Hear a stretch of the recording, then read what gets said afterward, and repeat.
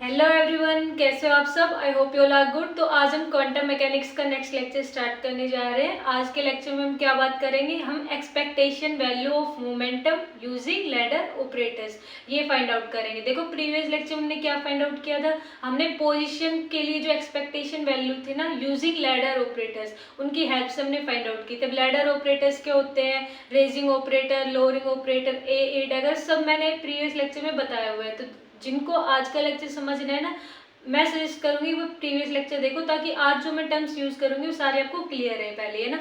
तो देखो last lecture में जैसे हमने क्या किया था, यहाँ पे मोमेंटम की जगह पोजीशन था, कि हमने क्या फाइंड आउट किया था, calculation of expectation value of position using ladder operators. कैसे फाइंड आउट किया था, हमने सबसे पहले ए की वैल्यू लिखी थी, फिर हमने ए डैगर की वैल्यू लिखी थी, है ना। अब ए और ए डैगर की वैल्यू लिखने के बाद हमने क्या किया था, ए और ए डैगर की वैल्यू लिखने के लिए हमें देखो यहाँ पे मोमेंटम है ना, तो ऐसे ही लास्ट केस में हमने क्या फाइंड आउट किया था, पोजीशन। तो पोजीशन यानी एक्स, तो एक्स की वैल्यू भी फाइंड आउट करनी थी, तो हमने ए और ए डैगर की हेल्प से हमने एक्स की वैल्यू फाइंड आउट की थी। फिर हमने उस पर क्या किया था, ऑपरेशन लगाया था, हमने वैल्यू कैलकुलेट कर ली थी। सेम ऐसे ही आज हम मोमेंटम के लिए करेंगे। मोमेंटम की वैल्यू हम कैसे फाइंड आउट करेंगे, हम जैसे हमने x की वैल्यू फाइंड आउट की थी ना, ऐसे ही हम बस p की वैल्यू फाइंड आउट करेंगे। देखो कैसे करते हैं, हम सबसे पहले क्या लिखेंगे, a की वैल्यू, है ना।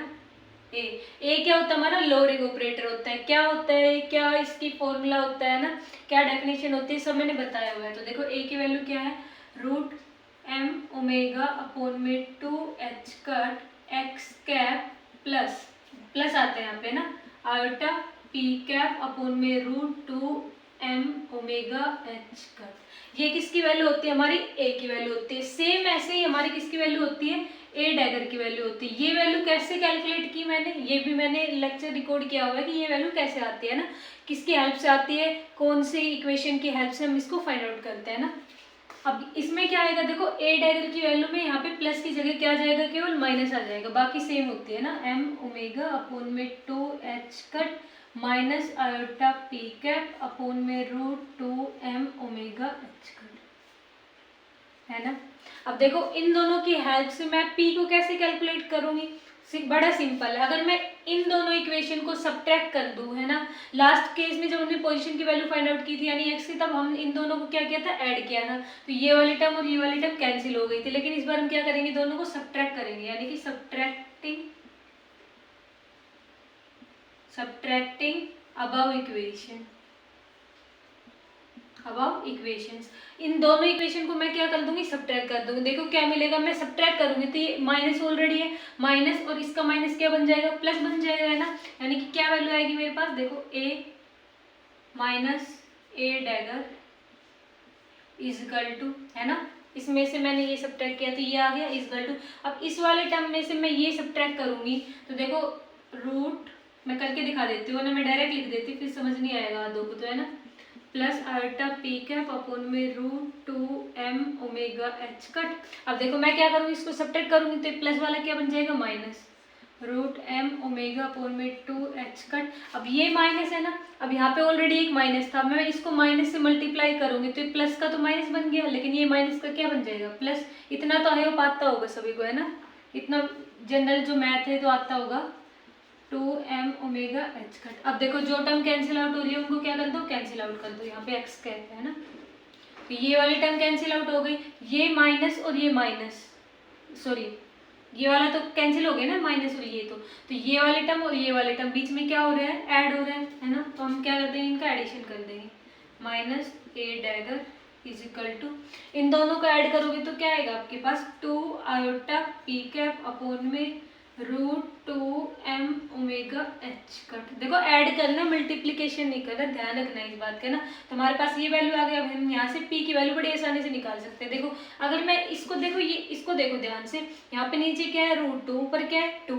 अब इस 2 को मैं कैसे लिख सकती हूँ, रूट 2 इंटू रूट 2 लिख सकती हूँ ना, एक ही बात है, 2 ही आएगा। तो ये रूट 2 से एक ऊपर वाला जो रूट 2 है वो कैंसिल हो जाएगा, ऊपर क्या बचेगा फिर, केवल root 2 iota P cap upon में root m omega H cut.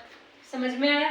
अब यहाँ से मैं p की वैल्यू निकालूंगी, p की वैल्यू क्या आएगी मेरे पास, p की वैल्यू आएगी, आयोटा यहाँ पे क्या है ऊपर, यहाँ पे देखो मल्टीप्लाई में उधर जाएगा तो डिवाइड में, 1 by iota a minus a cap, है ना।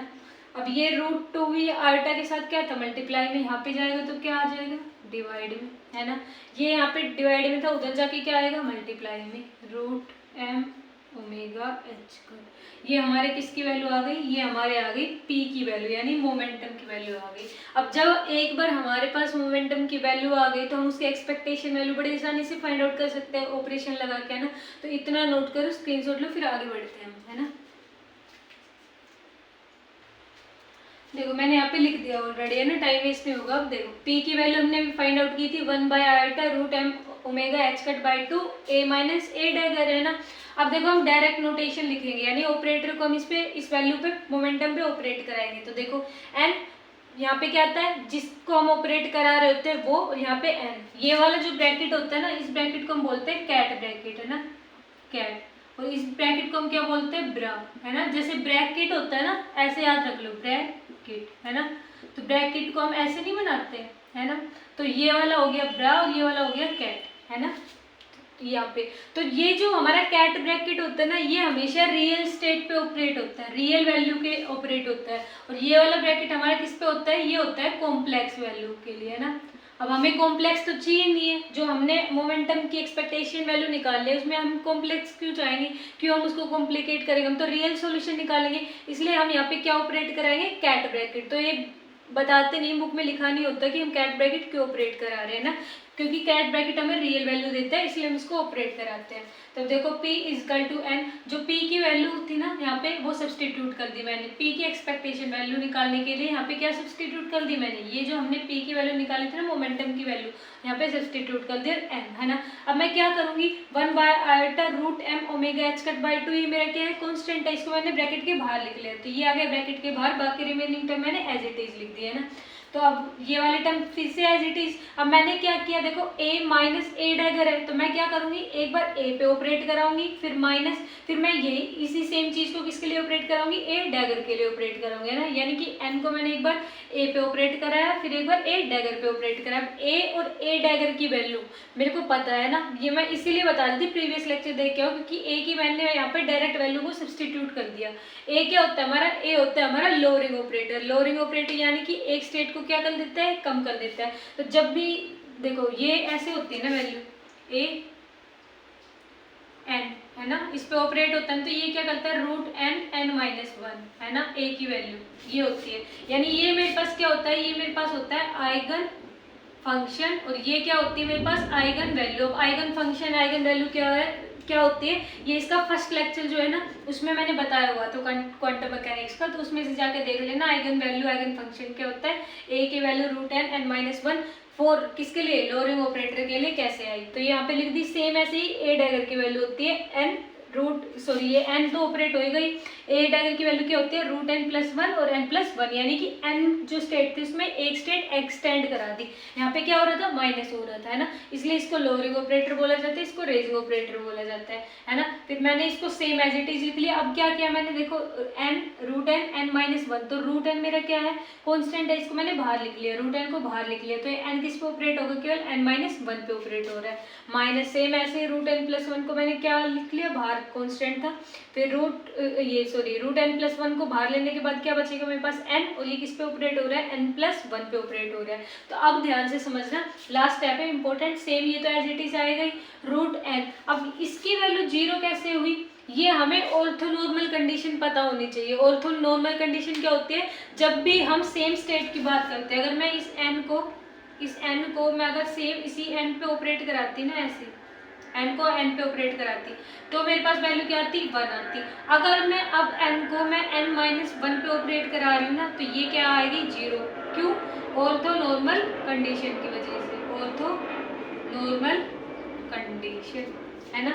बात समझ में आई कि अगर सेम स्टेट होती है ना, सेम स्टेट के लिए n के लिए, तो मेरे पास 1 वैल्यू आती है। लेकिन अब n और n-1 दो अलग अलग स्टेट हो जाएगी। मान लो मैंने n की वैल्यू 5 रखी, तो यहाँ पे 5-1 4 हो गया, अलग अलग वैल्यू हो गई ना दोनों की। तो उस केस के लिए जो ऑर्थोनॉर्मल कंडीशन के अकॉर्डिंग क्या होता है, 0 वैल्यू आती है, तो इसकी वैल्यू 0। सेम यहाँ पे n+1 है, तो यहाँ पे भी डिफरेंट स्टेट हो जाएगी, तो यहाँ पे भी वैल्यू क्या आएगी मेरी, 0 आएगी। तो ओवरऑल जो मेरा मोमेंटम है ना p, उसकी वैल्यू क्या आएगी मेरे पास 0। जैसे हमारी expectation value of position using ladder operator की वैल्यू 0 आई थी, ऐसे ही हमारी calculation of expectation value of momentum using ladder operator, इसकी वैल्यू भी 0 आ गई है ना। देखो खास बात क्या है, दोनों की वैल्यू 0 आ रही है। 0 प्रूव करने के लिए हमें इतना बड़ा डेरिवेशन करना पड़ रहा है ना, लेकिन इंपॉर्टेंट है, तो देखते रहिएगा। Please and subscribe my channel. Thank you.